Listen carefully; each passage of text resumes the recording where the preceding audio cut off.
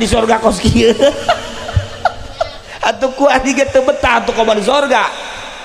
Nah protes kula langsung ke Allah protes. Tapi lamun ka surga diganti moal beungeut nu ieu kasep biasa kuari mah nu bogoheunana papajikan lagi geus teu bogoheun majikanna kuari geus protes we teu bogo incu lagi geus ngusir incu atuh. Nah iya di sorga teh, di sorga setan mah aya bae cek gini teh asana aing karesel hirup di sorga, hirup di sorga kesel tetep aing mah hayang ngagoda jelema bae sakana ngeunaheun asana ngagoda jelema mah ieu karariejeun sakana di sorga teu betah aing mah kulantaran nyana berpikiran setan deui akhirna kalakuan nyana di sorga sakumaha kalakuan asli da setan bidadari diadu-adukeun dihasud punyana bidadari terus malaikat teu nyaman cek malaikat ieu mah kiamatnya ngadu-ngadukeun malaikat bae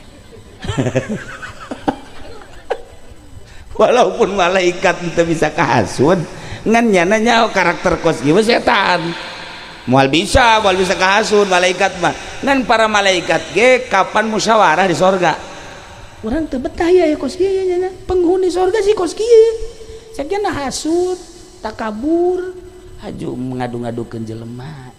ieu kubae usul ka Gusti Gusti hamba Gusti aya di sorga tapi lain penghuni sorga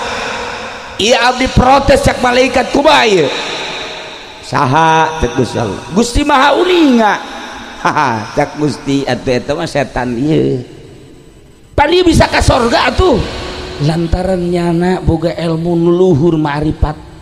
sehingga dikasorgakeun tapi ieu kuari teu nyaman di sorga diadu-adukeun we widadari raribut bidadari wow geus pokona mah teu nyaman we geus malaikat kitu keneh nu tadina bidadari daek dicandung embung jadi diributkeun ku setan sial da setan goblok setan mah gitu cek Gusti Allah atuh dasar setan mah setan bae sanajan ka sorga di sorga ge tetep bae setan mah setan bae sebabnya nama geus dilaknat ku aing nya nama tetep bae penghuni neraka turunkeun ka handap